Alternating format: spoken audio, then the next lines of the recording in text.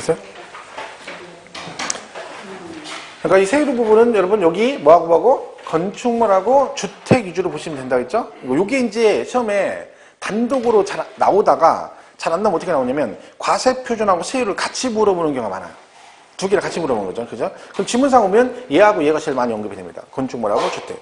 근데 일반 건축물은 보통 이걸로 가고 여기 예외적인 건축물이 있어요. 시지역 이상에 이렇게 나와요. 시지역 이상의 어디에 주거지역 등에 뭐가 있다? 공장이 있다. 이런 거죠. 자, 그러면 생각해보세요. 주거지역 등에 공장이 있대요. 공장이 주거지역에 오면 돼, 안 돼? 안 되잖아요. 근데 왔네. 있다겠잖아요, 여기도. 그죠? 그러니까 주거지역에 공장이 오면 이게 일반 지역에 온 게 아니기 때문에 이거의 2배로 갑니다. 그래서 얼마? 1000분의 5. 즉 얼마? 0.5%로 가는 거죠. 이렇게 되는 거죠. 그러니까 여기 키포인트가 뭐요? 이겁니다. 주거지역. 자, 공장이 또 있죠. 과밀억제권역에서 공장을 신증서 이렇게 나와요. 과밀공장 신증서 이렇게 돼 있죠. 자, 얘는 어떻게 한다? 얘는 5배 하죠. 5배. 대신 5년간만 중과사입니다. 그럼 여기 잘 보시면 이게 두 개가 공장이잖아요. 그러니까 이거는 양쪽 다 얘도 공장이고 얘도 공장이니까 이걸 좀 정확하게 기억하는 게 중요합니다. 왜? 이게 엉키면 문제를 틀릴 수도 있거든요. 엉키면. 그죠? 자, 얘 있죠, 얘. 얘는 2배잖아요. 0.5%인데 몇 년간? 얘는 기사 갈 때까지는 기간 제한이 없어요. 근데 문제 어떻게 낼 수 있어? 0.5%를 5년간 이렇게 낼 수 있는 거죠. 그러니까 이걸 잘 구분하시고 이 5년의 의미는 중간에 소유권이 바뀌어도 몇 년간은 5년간은 중과세 한다는 뜻입니다. 그러니까 무조건 5번 하겠다는 거죠. 그리고 5년 지나면 더 이상 중과세를 안 하겠다. 자, 그렇게 따지면 여기 공장이고 얘도 공장이죠. 이게 업종이 있거든요. 업종. 그죠? 자, 근데 과밀공장은 도시형 업종과 비도시형이 있는데 도시형 업종은 중과세를 안 합니다. 그죠? 근데 이 주거지역의 공장은 업종 불문이에요. 도시형도 중과하는 거지. 왜요? 도시형 이건 비도시형 이건 주거지역에 오면 안 되잖아. 그러니까 얘는 다 중과세한다는 얘기죠. 근데 과밀공장은 도시형은 중과세를 안 합니다. 사람도 얼굴이 도시형과 비도시형이 있잖아요. 딱 보면. 그죠? 그러니까 여러분도 얼굴 거울 보면 본인이 잘 알죠? 제가 기준이에요. 제가 준도시형. 제가 준도시형이니까 저를 기준으로 저를 보면서 갑자기 자신감이 확 생긴다. 그럼 도시형인 거고 비슷한 것 같은데 준도시형인 거고 약간 쫄리는데 그러면 비도시형인 거죠. 물론 여러분은 뭐 근거 없는 자신감을 가지고 도시형이라고 생각을 하고 계시겠지만 제가 판단을 떠도 그렇진 않습니다. 그죠? 저도 보는 눈이 있으니까. 그죠? 그러니까 요거를 구분을 잘 해주시면 돼요. 그리고 오골개. 오골개는 비싸다. 4%. 이게 뭐예요? 고급 오락장과 골프장용 건축물. 사치성 계산. 근데 여러분 세율이 과거 기출문제 딱 보면 이게 다 외우면 못 맞추잖아요. 다 못 외우잖아요. 근데 이 오골개가 엄청 많이 나왔어요. 이거 은근 많이 나왔어. 정답인 경우도 여러 번 있고. 그러니까 뭐가 약이 될지 아무도 모른다니까. 다 못 외워도 뭐라고요? 오골개는 비싸다. 검정닭은 비싸다겠죠? 왜? 염색비 때문에 비싸다 했죠. 일반 닭보다 틀리다. 검정닭 염색비, 오골개. 이게 오골개의 건축물. 토지도 4%, 건축물도 4%. 건축물 이게 다예요. 그리고 주택.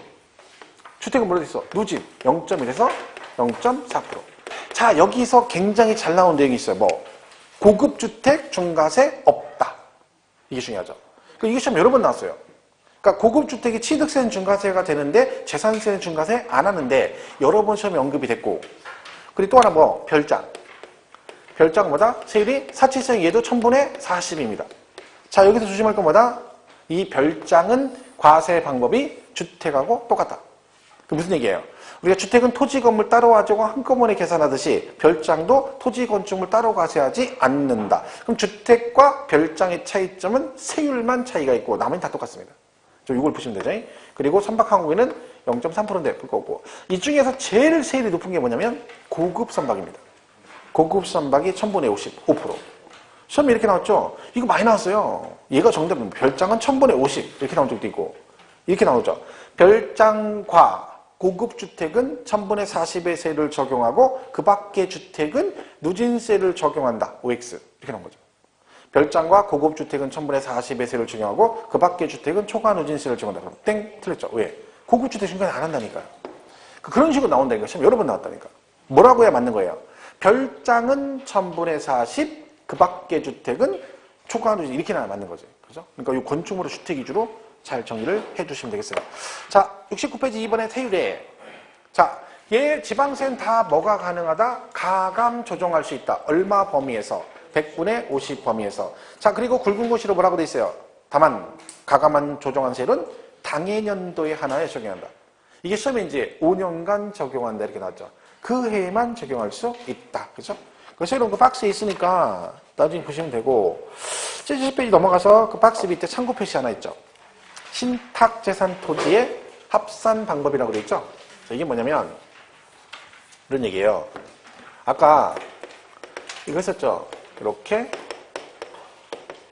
얘를 뭐라 그러냐면 위탁자라고 얘를 수탁자라는 됐죠. 이 얘기인데, 아까 제가 얘가 A하고 B라는 부동산 가지고 있다 이렇게 신탁했다 했죠. 자, 근데 만약에 얘가 토지예요, 토지. 근데 합산 대상 토지예요. 예를 들면 별도라고 쳐봐요. 그럼 두 개 합하죠. 근데 이렇게 명이 넘어갔어요? 그럼 얘가 별도니까 이거 두 개 합해서 한꺼번에 세금을 계산하겠죠. 그런데 이 을 있죠, 을. 이 수탁자가 C하고 D라는 토지를 가지고 있는 거예요. 수탁자도. 본인 거. 근데 이것도 합산 대상이라는 거죠, 예를 들면. 그러면 이때 이 A, B, C, D가 전부 다 을 명의로 돼 있죠. 이때 이거 4개 다 합산한다, 안 한다? 안 한다. 명의는 이 앞으로 있지만 이거는 위탁자 거고 이건 수탁자 고유재산이잖아요. 그러니까 뭐라고 나오는 거예요? 수탁자 고유재산과 서로 합산하지 아니한다. 이렇게 나오는 거고, 아니면 이게 된 거죠. A, B는 갑 거고 C, D는 병 거예요. 그럼 둘 다 얘한테 신탁할 수 있죠. 위탁. 해서 이게 넘어갔어. 이때 A, B, C, D 합산한다, 안 한다? 안 한다. 왜? 이거는 갑 거고 이거는 병 거잖아요. 위탁자가 다르잖아.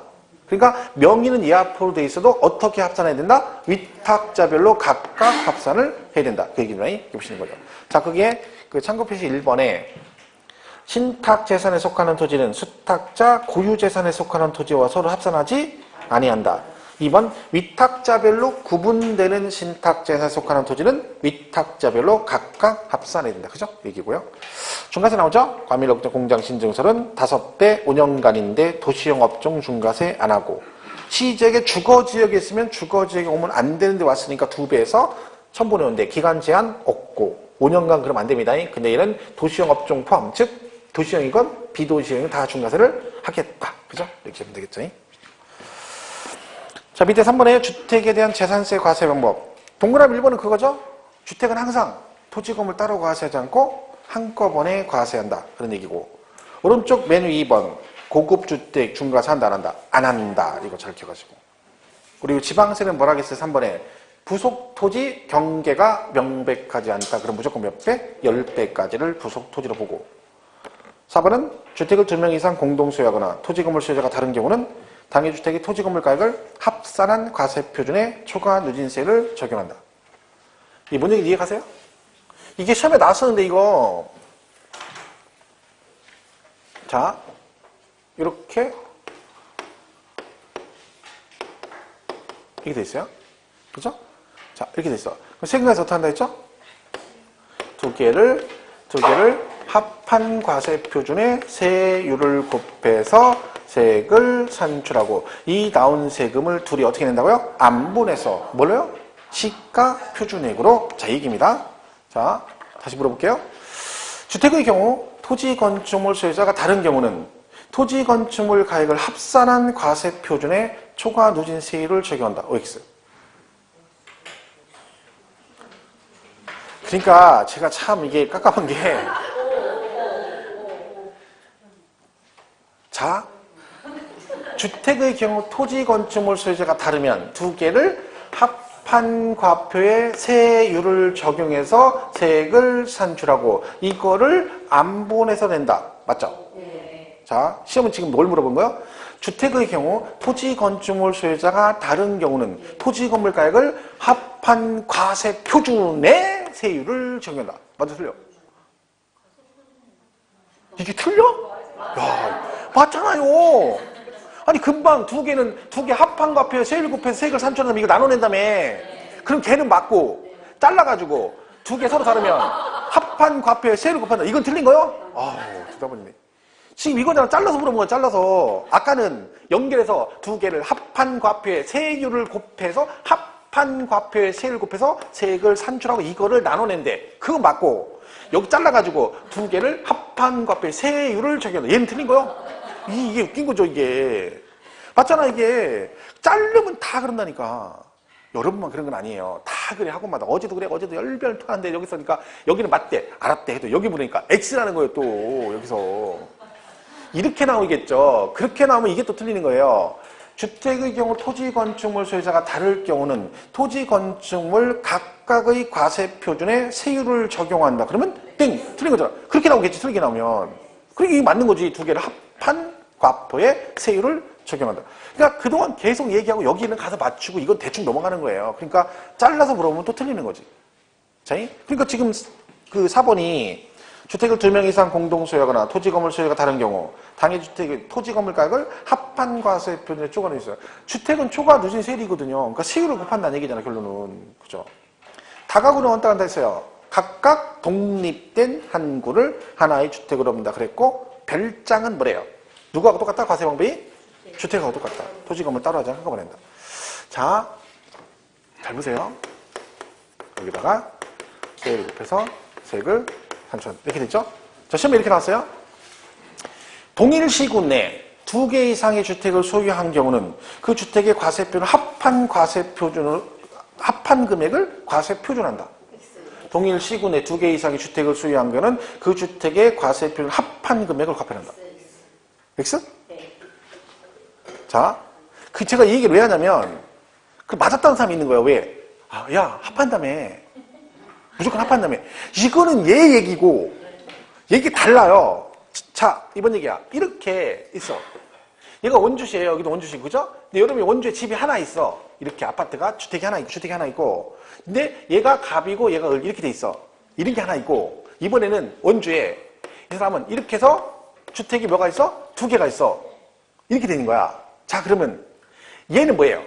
얘는 이 얘기잖아. 이게 다르면 이 2개를 합한 과세 표준에 세율을 적용한다 이 얘기고, 요거는 집이 각각 2개야. 그럼 얘는 합산하냐 안 해? 안 한다 했잖아요.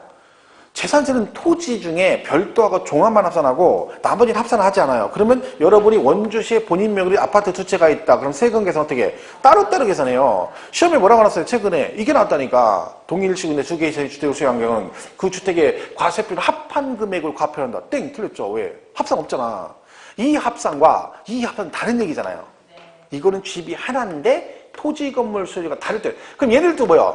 각각 세금은 계산하지만 만약 얘도 값을 이렇게 돼 있다. 그럼 어떻게 해? 이 2개를 합한 값 이렇게 가겠지.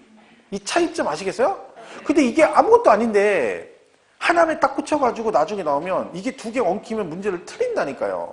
그 시험을 그렇게 내니까.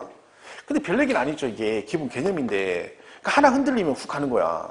그러니까 그게 우리가 뭐예요? 이걸 외웠다 그래서 기본서부 줄줄 외웠다 그래서 그 문제를 맞추는 게 아니라는 거죠. 왜? 시험 문제 나왔을 땐 또 다른 얘기거든.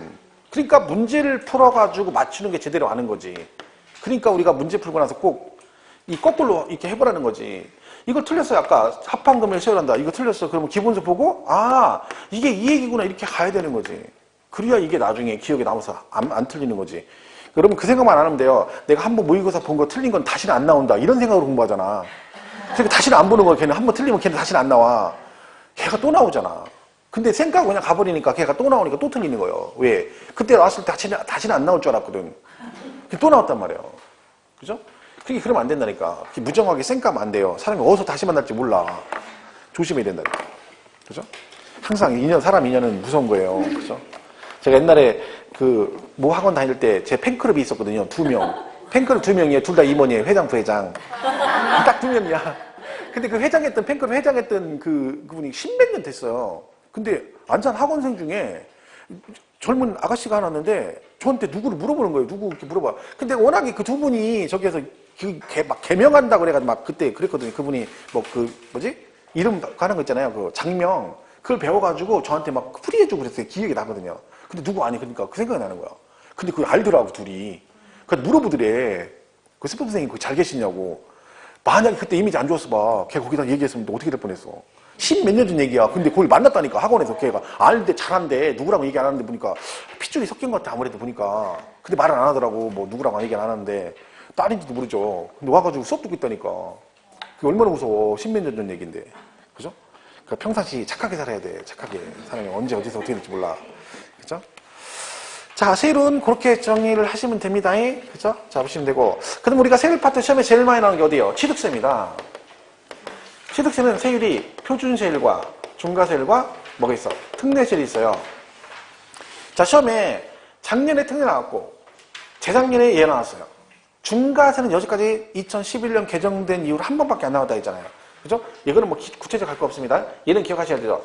얘는 뭔다? 플러스 마이너스 100분의 50에서 가감 조정할 수 있다. 표준세율 매매는 1000분의 40, 농지 매매 1000분의 30, 상속받으면 1000분의 28, 농지 상속받으면 1000분의 23, 증여받으면 1000분의 35, 비영리 사업자가 받으면 1000분의 28, 원시취득은 1000분의 28, 각종 분할 1000분의 23, 면적 증가라고 나오면 무조건 원시취득으로 가서 1000분의 28로 가고, 그 다음에 주택을 어떻게 하면요?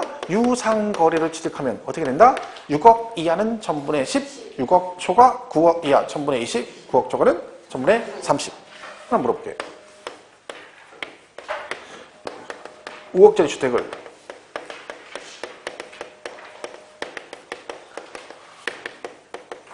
이렇게 돼 있어. 5억짜리 주택을 상속받아서 세율 얼마예요? 네? 증여받으면 신축은 매매는 1%죠. 1%죠. 얘만 1%야. 그러니까 우리가 6억 이하 1%가 매매, 유상만 된다 그랬잖아요. 근데 5억인데 상속인데 여기다 주택이 5억이니까 6억이니까 1% 그러면 안 된다는 거지. 유상만 된다, 유상만. 나머지 그대로 가는 거예요, 그대로. 금액에 상관없이. 얘만 매매 등을 했을 때만 6억이 1%, 2%, 3% 이렇게 간다는 얘기죠. 이걸 그러니까 이게 별거 아닌데 이거 외워놓고 틀린다니까? 이렇게 하면 또 이거 맞았다는 사람이 있어요. 그러니까 문제가 뻔하다니까 맨날 나는 게, 그죠? 틀려보여야 된다니까, 이렇게. 자, 이렇게 몇 번 틀려보면 안 틀리죠. 이게 인식이 안 되는 거잖아, 유상이. 내가 중요한 건 지금 숫자를 외웠다는 게 중요한 거예요. 야, 내가 외운 게 기적이야. 6억이야, 1000분씩. 근데 거기다 뭘 더 바래. 이렇게 얘기하면 안 되지. 그죠? 이게 많이 틀리죠, 이렇게 하면. 얘는 그냥 가는 거야. 얘만. 부동산 경기를 활성화시키기 위해서 그런다 했잖아요. 그럼 상속이나 증여를 많이 한다고 부동산 거래가 많이 되는 건 아니죠.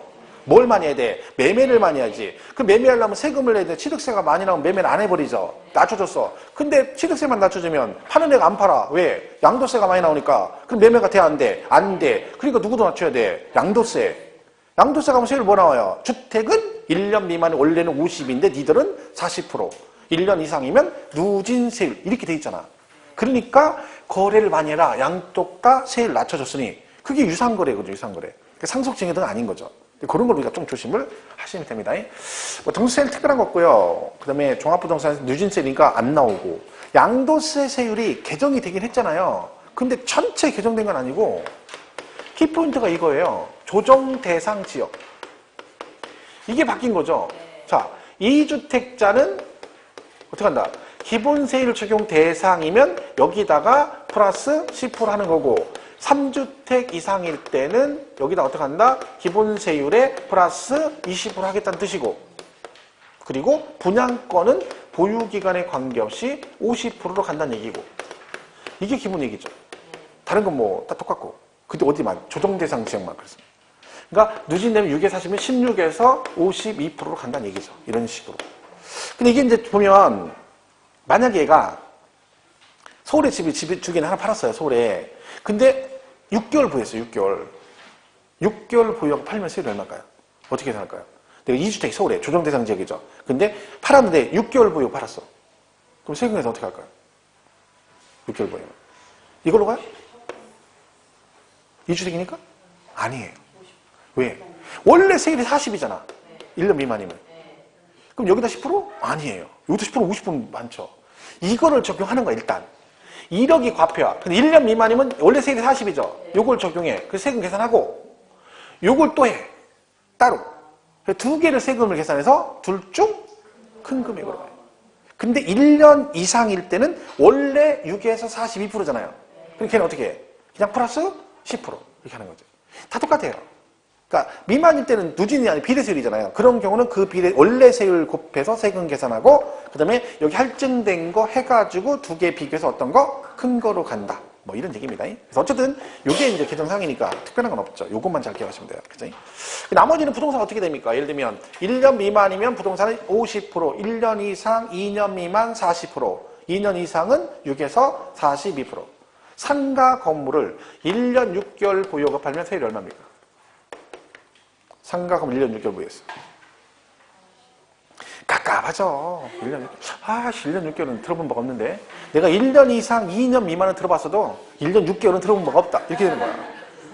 시험은 이렇게 되거든요. 이것도 헷갈려 나중에는 1년 6개월 얼마지? 있어 봐. 1년 11개월 어떻게 되는 거? 뭐 이렇게 되는 거야. 1년 11개월이면 2년인가? 10개월이니까 10개월 넘어서 2년으로 가야 되나? 뭐 이런다니까. 그러니까 웃긴 거죠. 이게 문제 푸는 게. 시험은 그렇게 나오잖아요. 이렇게 1년 6개월, 2년 2개월, 6개월, 10개월 이렇게 나온단 말이죠. 최근에 양도세 나온 게 그거잖아요. 주택하고 상가해가지고 이런 식으로 냈잖아. 옳은 걸 고르시면 뭐 주택은 뭐 6개월 보였다, 1년 6개월 보였다, 2년 몇 개월 이렇게 나온다. 그러면 이게 또 이것도 헷갈린다니까. 맨날 뭐라고 외웠으니까 1년 미만 얼마, 1년 이상 2년 얼마 이렇게 외우니까 나중에는 그것도 이제 훅 가는 거죠. 장기부도 똑같아요. 외울 때 3년, 4년 이렇게 잖아요. 원래는 3년 이상, 3년 이상, 4년 미만, 4년 이상, 5년 이렇게 돼 있거든. 그럼 뭐 이런 만약에 장기 볼 때 4년 이상, 5년 미만 그럼 몇 프로니? 이러면 또 이것도 헷갈린다니까. 3, 4, 11 해야 돼. 3, 5, 15로 해야 돼. 또 이런다니까. 그죠?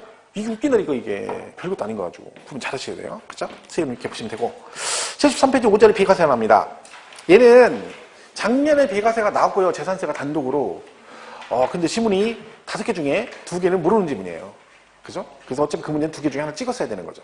뭐 희한한 거 됐죠. 얘가 거의 재산세가 비과세가 나온 적이 없어요. 작년에 나왔죠. 찍으라고. 그치? 자, 그래서 올해는 뭐 특별한 거 없고 여기 대신 그 보시면 국가 등은 다 비과세죠. 1번에. 그죠? 근데 국가, 지자체, 외국 정부는 비과세인데 그 기억리은에 보면 외국 정부인데도 비과세가 안 되는 경우도 있어요. 뭐요? 우리나라 정부기관 재산에 과세하는 외국 정부. 우리나라 정부의 기관의 과세는 우리도 과세죠. 눈에는 눈, 이에는 이 그거죠. 그리고 매수 계약자에게 납세 의무가 있는 재산은 과세다. 왜요? 아까 국가 등과 연부, 무상 그럼 누가 낸다 했어? 매수 계약자. 걔가 세금을 내니까 국가 소유인데도 걔가 세금을 내니까 걔는 비과세가 안 되는 거죠. 아까 제가 설명했잖아요. 납세의무자 할 때. 그죠? 그러면서 뭐 설명했어요? 거꾸로 동그라미 2번. 국가 지자체가 내 거를 1년 이상 공용이나 공공용으로 무상으로 쓰게 되면 걔도 뭐다? 국가가 세금을 내는데 너는 뭘 받아? 비과세. 그죠? 비과세죠. 보시면 되고. 용도 구분은 동그라미 2번 정도 보세요. 군사시설보호구역 중 통제 보호구역 안에 있는 토지. 민통선. 가로 안에 뭐라고 돼 있다? 전답, 과선 및 대지는 제외. 그러니까 얘가 2번이 나오면 그 전답, 과선, 대지는 제외가 꼭 따라 나옵니다. 그러니까 걔네들은 비과세가 안 된다는 얘기입니다. 그렇죠? 민통선 이거 빼면 지뢰밥밖에 없다고. 그죠? 그거만 비과세 된다. 그랬죠? 그래서 거기 군사시설 동그라미 2번 정도 보시면 될 것 같습니다. 나머지는 뭐 특별한 게 없어요. 비과세는 작년에 언급했으니까 이렇게 넘어가시고. 그럼 비과세가 이제 그 나머지 중에 비과세 중요한 게 이거죠. 취득세하고 양도세 비과세입니다. 결국. 그죠? 이거죠. 취득세는 비과세가 6개가 있어요. 첫 번째 뭐 국가 등은 다 비과세죠. 뭐 이건 어차피 비과세고 다요. 그죠? 두 번째 신탁재산 나오죠. 아까 뭐라고요? 탁탁탁. 그리고 법률상 환매권 행사. 그죠? 법률상 환매권 행사 이렇게 돼 있어요. 자, 법률상 환매. 만약에 국토의 계획 및 이용에 관한 법률에 따라 국토의 계획 및 이용에 관한 법률에 따라 환매권 행사로 소유권을 취득하는 경우 비과세한다. OX? 국토의 계획 및 이용에 관한 법률에 따라 환매권 행사로 소유권을 취득하는 경우는 비과세한다. 틀렸어요. 왜? 그렇게는 안 나와.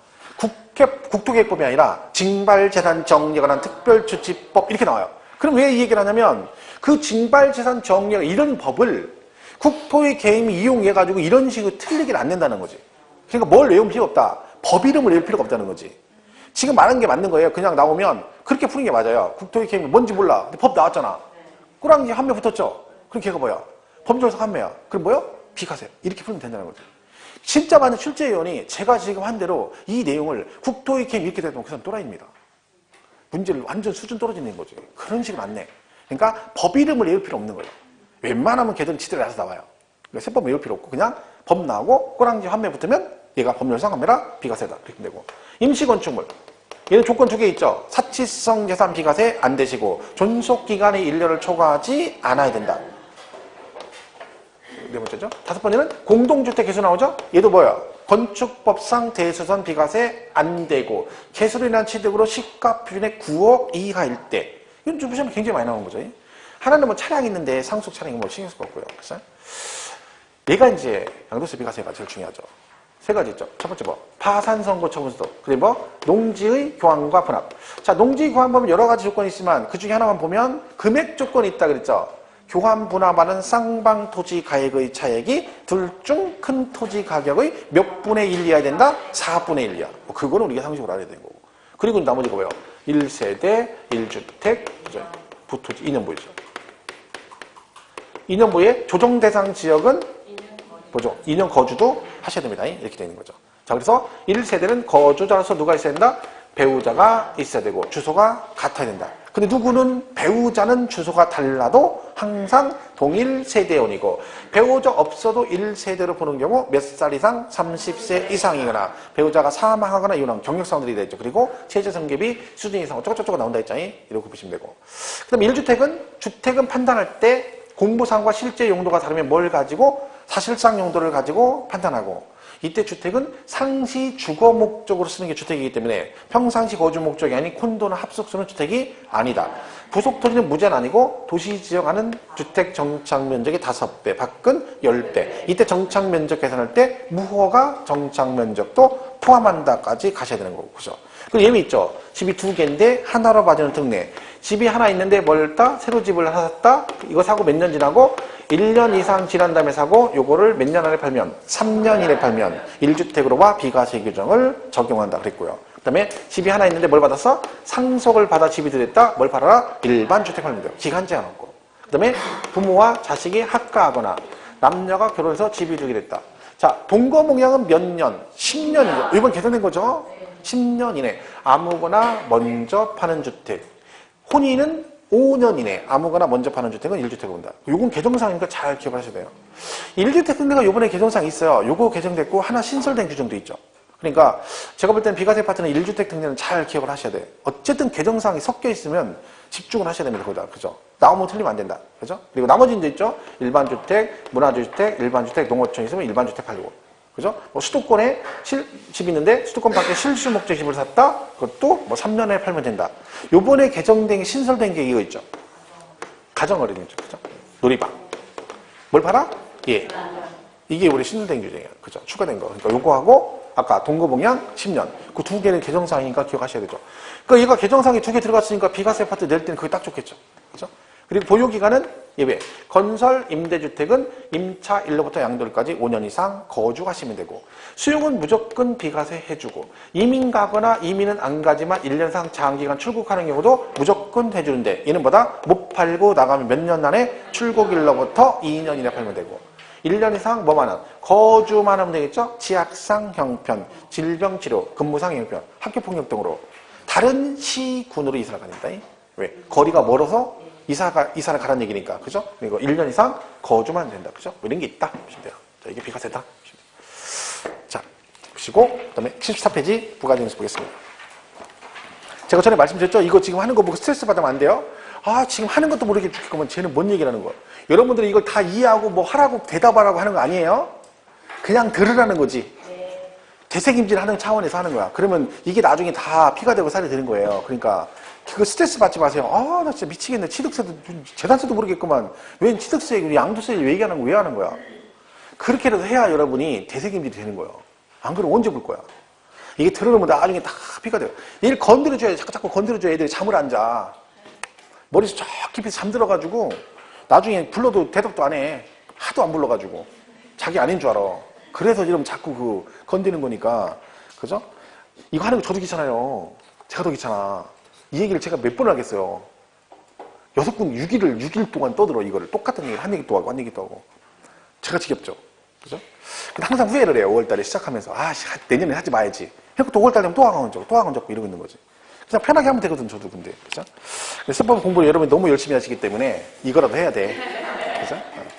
74페이지 부가징수. 얘는 고지서가 나오죠. 징수 방법이 뭐예요? 보통 징수잖아요. 그럼 뭐가 나온다는 거야? 고지서가 나온다는 얘기죠. 그럼 고지서는 납기 개시 몇 일 전? 5일 전. 모든 고지서는 다 5일 전에 봅니다. 시작하기 전에. 왜? 너무 빨리 보내도 안 되고 늦게 보내도 안 돼. 5일이 딱 준 거야. 그래야 2박 3일 걸려서 우리 집까지 오고 가지고 있다 내일 모레 세금 내면 돼. 이런 거죠. 얘뿐 아니라 뭐 종합부동산세 마찬가지 다 마찬가지예요. 고지서는 다 며칠 전, 납기 개시 5일 전. 자 그러면 토지는 몇 월 달에 냅니까? 9월에 내죠. 9월 16일부터 9월 30일. 나머지 건축물 선박 항공기는 몇 월 달에? 7월 달에 그죠? 7월 16일부터 7월 31일. 자 중요한 거 있네요. 주택은 어떻게 된다 했어요? 주택은 반반이 됐죠? 주택은 여기 2분의 1 내고 요때 2분의 1 내고. 주택은 반씩 내는 거예요. 반씩. 하다 보니까 뭐가 있다 했어요? 두 번 나가니까 뭐가 있다? 짜잘한 금액은 한꺼번에 하자. 그게 얼마다? 20만 원이야. 요 개정된 거 올해 개정된 거 20만 원 이하면 몇 월 달에? 7월 달에 더 빨리 7월 달에 한꺼번에 부가징수 할 수 있다. 뭐가요? 주택이 이렇게 된 거죠. 그럼 이거 나오면 다 맞출 것 같죠? 아니라니까 또. 뭐 기준금리 나오면 뭐라고 나와? 이렇게 나오죠. 재산세의 경우 토지분 재산세의 경우 20만 원 이하면 7월 16일부터 31일까지 한꺼번에 부가징수 할 수 있다. OX? X. 왜? 토지 아니고 주택이거든요. 근데 안 보여요 이거. 지금 대답하죠? 문제 풀어봐. 제가 지금 안산에서 기출특강하고 있던 오후에 이 문제가 그날 어제 수업하고 오후에 하거든요. 그 수업 시간에 이게 했어 얘기를. 그리고 오후에 문제를 풀었어. 다 맞출 것 같죠? 못 맞춰요. 또 어디에 꽂혀? 20만 원 이하 7월 달 맞았다는 거야. 그러다가 땡 그러니까 그때서 그런 거야. 왜? 토지가 안 보여요 그게. 그러니까 그게 문제가 뭐라 했어. 그렇게 해서 연습하고 틀려봐야 되는데 계속 얘기하잖아. 수업 듣고 얘까지 들었는데 막상 문제 풀면 또 안 보인다니까. 이것도 틀려요 나중에 보면. 여러분 옛날에 흉년에 뭐가 나온 적이 있냐면 다음 중 재산 친고 납기에 대한 틀린 거 골라라 해놓고 토지분 재산세 해놓고 이렇게 냈어요. 맞아 틀려? 틀렸잖아. 그럼 이게 답이거든요? 틀린 사람 많다니까 이거. 그냥 아무 생각 1월 1일부터 15일 해놓고 그냥 바짝 넘어가요. 틀렸잖아. 16일부터 30일. 웃긴다니까 이게. 그게 다 그것 때문에 그러는다니까. 연습 때문에. 그죠? 그러니까 주택만 20만 원이야. 7월 달에 한꺼번에 부가징수 할 수 있다. 이거 안 내면 가산금 부과된다. 얘는 절대 가산세는 없다. 그랬죠? 자, 박스 보세요. 74페이지. 납기 나오잖아요. 토지 9월달, 건축물 7월달, 주택은 당연도 부가징세 2분의 1은 7월, 2분의 1은 9월달 해놓고 그 밑에 다만 해당 연도 부가세액이 20만 원 이하의 경우는 조례가 정한 바에 따라 7월 16일부터 30일 한꺼번에 부가징수 할 수 있다. 강행 규정은 아니라겠죠? 해도 되고 안 해도 되고. 어쨌든 이번에 개정된 거니까 10만 원 이하 그러면 안 되는 거죠. 20만 원 이하면 7월에 한꺼번에 부가징수 할 수 있다. 선박항공기 7월이고 박스 밑에 시장 군수는 과세 대상의 누락, 위법 또는 착오로 인하여 이미 부과한 세액을 변경시키거나 수시부가 사유가 발생하면 어떻게 할 수 있다? 수시로 부가징수할 수 있다. 이것도 시험에 여러 번 나왔어요. 없다. 뭐 이렇게 나오고 있어요. 있다. 그때 즉각 부과한다. 그랬죠? 납세지는 뭐 아까 했죠. 앞에 물건 소재지 관할 시군구. 징수 방법 보통 징수. 고지서는 납기 개시 5일 전. 여기 납기 개시가 언제예요? 요게 납기 개시일이고 요게 납기 시작한 날이잖아. 이거 5일 전에 보내야지. 그래야 시작하기 전에 미리 받아서 가지고 있다 세금 낸다 그 얘기죠. 그게 5일이다. 그죠? 소액징수 면제는 뭐예요? 소액은 징수를 하지 않는다. 왜? 증세비 절감치 안에서. 그래서 보통 징수에 있는 거죠. 고지서 작성 원가보다 세금이 더 적으면 배보다 배꼽이 크니까 징수하지 않겠다. 얼마? 2,000원 미만. 2,000원이면 징수한다. 오른쪽 3번 병기 세목 나오죠. 병기가 뭐예요? 나란히 적어. 그치? 고지 나올 때 나란히 적어 고지한다는 얘기죠. 그러니까 특정 부동산에 대한 지역전시세 납기와 재산세 납기가 같을 때는 재산세 납세 고지서에 나란히 기재하여 납세 고지 할 수 있다. 강행 규정은 아니고 언제만 납기가 같을 때만. 마치 그러면 항상 그런 건 아니다는 식인데 사실은 똑같이 나가죠. 왜? 이 특정 부동산에 대한 지역전시세가 결국 누가 내는 거예요? 재산세 내는 사람이 내는 거예요. 그러니까 항상 같이 나가는 거예요. 만약 해당되면. 이게 뭐라서 옛날에 소방공무실세라고 해가지고 화재 위험이 높은 부동산 갖고 계신 분들이 이게 나와요. 왜? 불이 나면 소방 설비를 사용해야 된다 했죠? 그럼 설비를 유지하려면 돈이 들어가잖아. 그 비용을 네가 불이 날 확률이 많으니까 나중에 소방 설비를 사용할 확률이 높으니까 네가 그 비용 일부를 부담해라 해가지고 다중이용 건축물 같은 거 갖고 계시면 나오는 거죠. 대표적인 뭐라겠어? 요관 같은 거 있죠. 요관. 예? 여기는 방이 50개인데 막 남자 여자가 모르는 사람끼리 둘씩 막 들어가잖아요. 그럼 지네 집도 아니고 모르는 사람끼리 들어갔으니까 막 싸우고 가다가 신길라면 분질르잖아. 그럼 불일어날 확률이 많죠. 그럼 뭐가 나와? 얘가 나온다는 거지. 그죠? 그런 거죠. 왜 웃어? 아, 요거는 왜 부부가 들어가? 안 들어가잖아요. 그죠? 그 얘기지. 어디 저기 갔을 때는 몰라도. 놀러 갔을 때는. 그치? 놀러 가도 여관 들어가면 이상하죠? 저도 옛날에 와이프랑 이제 시험 끝나면 항상 놀러 가거든요. 그러면 펜션 예약이 안 될 때는 그 여관을 들어갈 때가 있어요. 근데 와이프랑 들어가는데도 막 뭔가 찝찝한 느낌 있죠? 내가 내 돈 내고 막 들어가는데도 막 괜히, 그죠? 뭔가 이렇게 그 사람 심리가 그런 거죠. 그걸 좋게 보는 사람이 없어서 그런 거예요. 하도 웃게, 그래서 그래요. 그치? 그러니까 가는 거 어디 가야 돼? 펜션. 펜션 들어가면 또 다 뭐라 그래? 그건 다 인정해. 펜션. 마치 걔는 건전하고 여관은 아니고 그런 거지. 그러니까 뭔가 부적절한 관계인 사람들은 여관 들어가면 안 되는 거야. 펜션을 가야 돼. 그럼 남들이 부부인 줄 알아. 그죠? 근데 티가 납니다. 부부인지 아닌지는 금방 티가 나. 막 둘이 팔짱 끼고 가. 그럼 뭐 아닌 경우가 대부분 많죠. 날 더 죽겠네 손 붙잡고 가. 그럼 90%는 뭐 부부 아니죠. 부부는 뭐가 부부요? 나 먼저 가고 와이프는 저기 가. 저 뒤에 와. 빨리 와! 이게 부부예요. 이게 부부야. 그죠? 그게. 같이 갔는데 둘 땐 따로 들어오고 막 이게 그죠? 부부죠. 그게 정상적인 부부입니다. 그죠? 잘 생각해보면 알죠, 본인도? 그죠? 자, 부가적인 그러면 걔는 그렇게 하면 되는데, 그럼 취득세는 납부 방법이 뭡니까? 신고 납부입니다. 언제까지? 취득일로부터 며칠? 60일 안에 신고 납부하시면 되고, 이거 하면 뭐가 나온다? 가산세 부과되고. 자, 가산세가 부과되면 징수 방법이 뭐다? 보통 징수다. 취득세는 가산세가 붙으면 보통 징수, 아니면 다 신고 납부, 그 얘기 가셔야 되죠. 여보 있어요. 일반 과세, 중과세, 비과세 받았다 과세되면 얘도 뭐 한다? 30일 안에 뭐라? 신고하고 납부해라. 왜? 가산세만 보통 징수, 나머지는 다 신고 납부. 이거 상속은 언제예요? 상속 개시일에 속한 달의 말일부터 6개월, 외국에 있으면 9개월이고, 만약에 얘가 시험에 뭐라고 나오면 등기를 하고자 하는 경우 나오면 60일 그러면 안 되고 등기 등록하기 전까지 그래야 됩니다. 그거 나왔을 때만 그렇게 정리를 하시면 되는 거죠. 그리고 가산세 붙고 중가산세도 있죠. 중가산세 미등기 선매 하다 걸리면 100분의 80. 얘도 징수 방법 뭐다? 보통 징수. 중가산세는 기억하실 게 예외 규정도 기억하셔야 됩니다. 원래 등기 등록을 필요로 하지 않는 자산은 미등기 중과세 아니고, 근데 골프 형권 등 각종 형권은 제외. 즉 걔네들은 중가산세 적용하고, 그리고 또 하나 뭐 간주 취득. 하여튼 간주 취득 중요해요. 취득세는. 그죠? 간주 취득 잘 기억하셔야 됩니다. 간주 취득. 그죠? 잘 보시고. 잡으시면 되고. 자, 그 다음에 등록세는 뭐, 등기, 얘도 뭐예요? 신고 납부죠? 언제까지? 등기 등록하기 전까지. 왜? 세금을 먼저 내야 등기를 해주니까. 나머지가 똑같은 게 취득세 공통상이 뭐예요? 가산세 붙으면 보통징수. 가산세 아닌 건 신고 납부. 여기까지 똑같아요. 취등록세가. 중가산세만 없어. 등록세는. 그러니까 그건 나중에 두 개 비교해서 물어볼 때 있거든요. 그럼 같이 물어보면 그게 똑같은 얘기입니다. 그거 잘 기억하시고. 그 다음에 종합부동산은 원칙이 뭐라 그랬어요? 정부 부가과세 그런다 했죠? 뭐가 나와? 고지서. 그죠? 납기는 12월 1일부터 12월 15일까지. 이때 안 내면 뭐가 나온다? 가산금이 나옵니다. 가산금. 예외적으로 뭐 할 수 있다? 신고 납부할 수 있다. 날짜 똑같습니다. 1일부터 15일. 이거 안 하면 가산세 부과된다 안 된다? 안 된다. 이때 안 되는 건 무신고 가산세고. 뭐는 나올 수 있다? 과소신고는 나올 수 있고, 내가 신고 납부를 선택하면 과세권자의 결정은 없었던 거로 본다. 그쵸? 이게 종부세 얘기고요. 양도세는 신고 납부인데 얘는 뭐가 있다? 예정신고가 있고 확정신고가 있다 그랬죠? 예정신고는 토건부기는 양도일이 속한 달의 말일부터 2개월, 주식은 반기 말부터 2개월 이렇게 돼 있고요. 토지거래 허가구역에서 허가가 나기 전에 잔금을 지급하면 허가일이 속한 달의 말일부터 2개월 그러시면 되고, 그죠? 그 다음에 부담부 증여시 양도로 부는 부분에 대한 양도세 예정신고는 어떻게 한다? 양도일이 속한 달의 말일부터 3개월입니다. 걔는 3개월. 그거만. 이거 안 하시면 당연히 가산세 내셔야 되고, 양도 차익이나 없거나 차손이 발생해도 신고는 하여야 한다. 확정신고는 다음 연도 5월 1일부터 5월 30일까지 하시면 됩니다. 자, 이런 게 있다. 됐죠? 75페이지 5번에 세부담상가 나오네요. 이건 뭐예요?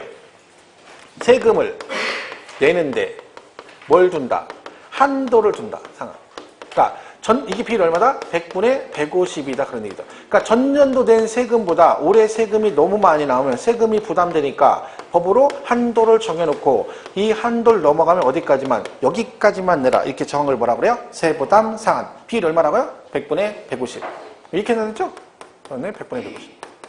얼마? 150만 원. 그럼 얘가 얼마만 넣으면 된다는 거예요? 150만 원만 되라는 거죠. 150만 원. 이 얘기죠. 200 나왔는데 150만 원. 그죠? 자, 왜? 전년도 낸 금액의 1.5배가 올해 낼 돈의 법정 한도 금액으로 법으로 정해놓은 거죠. 왜? 갑자기 100에도 200 나오면 너무 크니까 부담이 그 한도를 정해주겠다. 그럼 내년에 만약 200 나오면 내년에 200 나왔어요. 이때는 얼마 내야 될까요? 200 다 내야죠. 왜? 전년도 150 냈잖아. 이거의 1.5배니까 225만 원이 되는 거잖아요. 그럼 200만 나와서 이때는 다 내겠지. 그러니까 항상 전년도 낸 금액의 1.5배 이렇게 가요. 여기 왜 있죠? 얘 왜? 뭐? 주택은 예외라 했죠. 주택. 이건 어떻게 했어요? 공시가격이 3억 이하 이렇게 됐죠? 3억 이하면 얼마? 100분의 105 이렇게 됐잖아. 3억 초과 6억 이하는 100분의 110. 6억 초과는 100분의 130이다. 이렇게 되는 거죠. 이거 시험에 이렇게 내죠? 주택인데 공시가격이 3억이래. 그러면 3억. 딱 3억이면 100분의 105. 그죠? 이 학원 건축물이 딱 6억이면 150. 건축물은 150이고. 그죠? 주택만 그래요, 주택만. 그죠? 그렇게 되는 거죠. 그래, 주택만 예외 있다. 나머지는 그걸 세부담 상한 그럽니다. 그래서 5번에 나와 있죠? 뭐 가상금은 볼 거 없습니다. 이건 총례 나오는 거 똑같은 얘기니까 그냥 보시면 되고. 7번에 소유권 변동 신고. 앞에 했었죠? 소유권 변동 사유 생기면 과세 기준일로부터 10일 안에 신고하셔야 되고, 이때 신고 안 하면 시장구수가 직권으로 조사하여 등재할 수 있다 했던 거고요.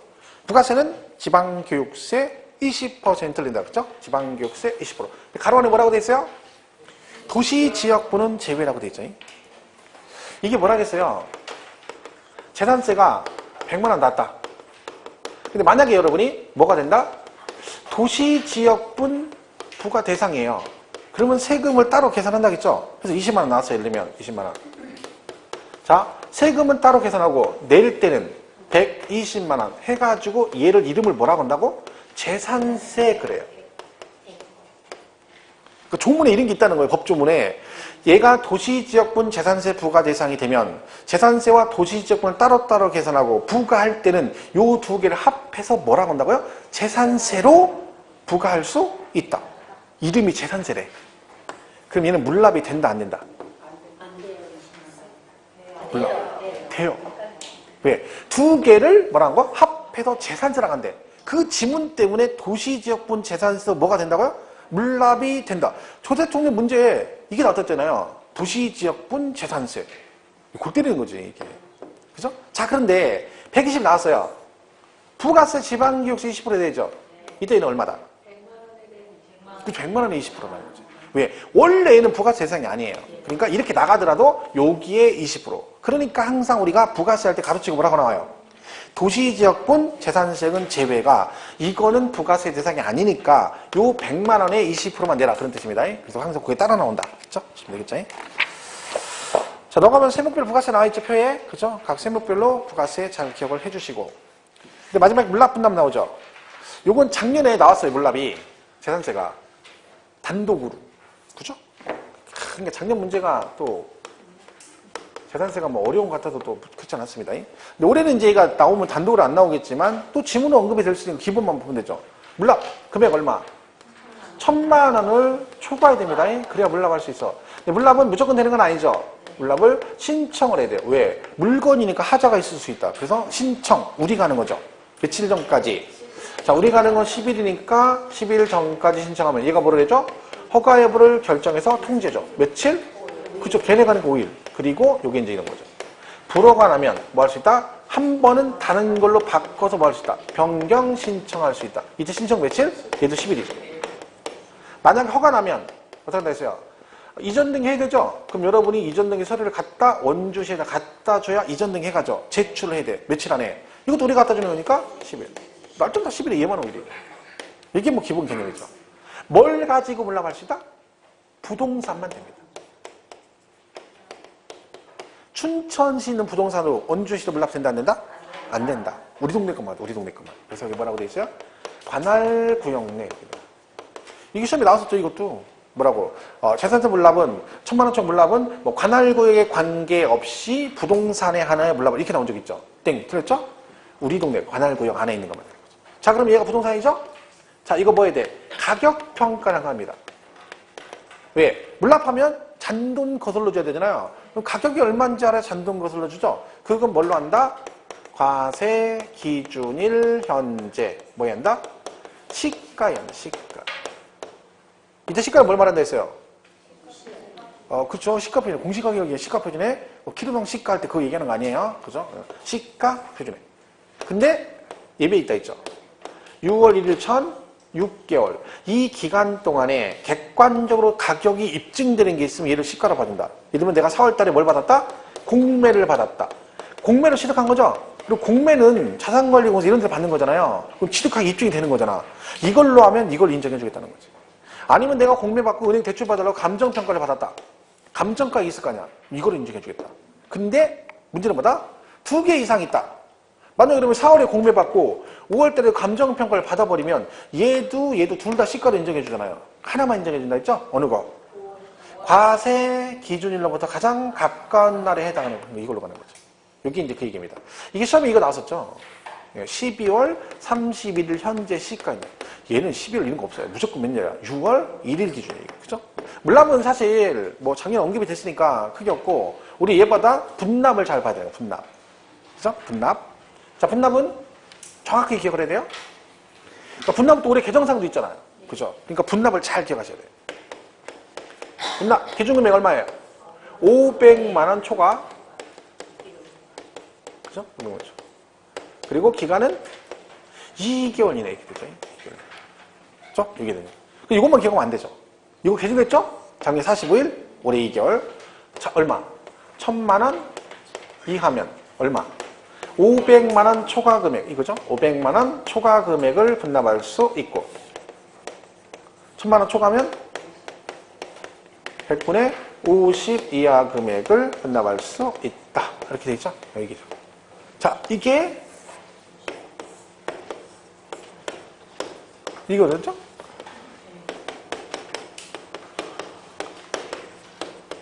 이것만. 이거 1번, 2번 중에 언제 내는 금액이라 했어요? 1번에 내는 거, 2번에 내는 거야.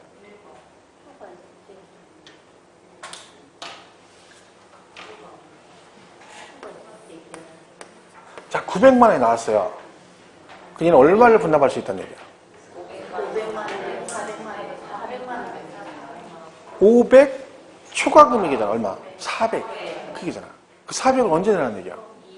이번에. 이 말은 이때 낼 수 있는 법에서 허용하는 최대 금액을 말합니다. 900이 나오면 500 초과 금액에 1000 이하니까 500 초과 금액에 400만 원까지 낼 수 있다는 거죠.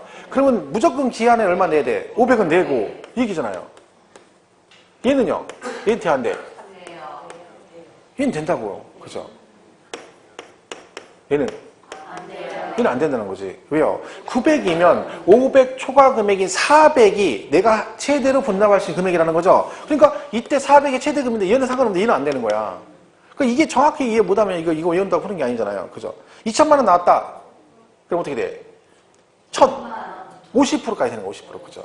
최근에 시험은 이런 식으로 나오거든요. 얼마가 더면 얼마까지 세액 분담 이렇게 나와요. 얘도 나왔고 양도세도 나오니까 이제는 이것만 딸랑 외우면 안 된다 그랬잖아요. 이 말이 뜻이 뭔지를 정확히 이해를 해야 문제를 풀 수가 있다는 거지. 그죠? 별 얘기는 아니죠. 그죠? 자, 그럼 이때 얘가 900이잖아요. 고지서가 한 장은 나왔잖아요. 분납하면 어떻게 돼? 고지서가 2장이 있어야 되잖아. 왜? 하나는 납기내 되고 하나는 2개월. 근데 한 장이잖아. 그럼 어떻게 된다? 분납 신청하면 과세권자는 납기내 납부할 납세 고지서와 분납기간의 납부할 납세 고지서로 구분하여 수정고지 하여야 한다. 이렇게 되는 거지. 그리고 얘는 허가받을 필요가 없습니다. 왜? 물납은 허가. 얘는 신청만 하시면 돼. 근데 말했잖아요, 여러분. 만약 여러분이 501만 원 났다. 얼른 가서 분납 신청하라고. 언제 해보겠어, 언제. 평생 501만 원 나오면 가서 탁 고지서 던지고 나 분납할게. 그럼 얼마? 10,000원. 10,000원 하는 거죠. 혹시 하시면 인증샷 찍어가지고 좀 보여주세요. 나는 한번 진짜 이렇게 되면 할 거야. 근데 지금은 가능성 없죠. 다음 생이나 해야지, 다음 생. 자, 76페이지 물납분 나와 있죠? 그거 한번 읽고 마치실게요. 자, 물납. 납부세액 1000만원 초과. 1000만원 물납 안 된다 했죠? 동그라미 1번 물납 대상. 관할구역 안의 소재는 부동산에 한하여 된다. 그랬고요. 물납 신청 납부 절차는 기억 10일 전까지 신청하면 서면으로 5일 안에 서면으로 허가 여부를 통지해주고 그 밑에 지방자치단체장은 물납 신청받은 부동산이 관리처분상 부적당하다고 인정되는 경우는 허가를 하지 아니할 수 있다. 왜? 물건에 하자가 많으면 안 받겠다. 그래서 불허가 났죠? 그럼 뭐 할 수 있다? 그걸로 끝이 아니라 10일 안에 뭐 한다? 다른 걸로 변경 신청하면 변경하여 허가할 수 있다. 작년 시험 문제 정답이 틀린 걸 고르시기 나왔어요. 물납할 때. 뭐라고? 불허가 처분 받은 경우는 다른 부동산을 물납할 수 없고 금전으로만 납부해야 한다. 땡. 걔가 정답이었죠. 그죠? 물납부동산 평가 과세 기준일 현재 시가에 한다. 시가란 시가 표준액을 말합니다.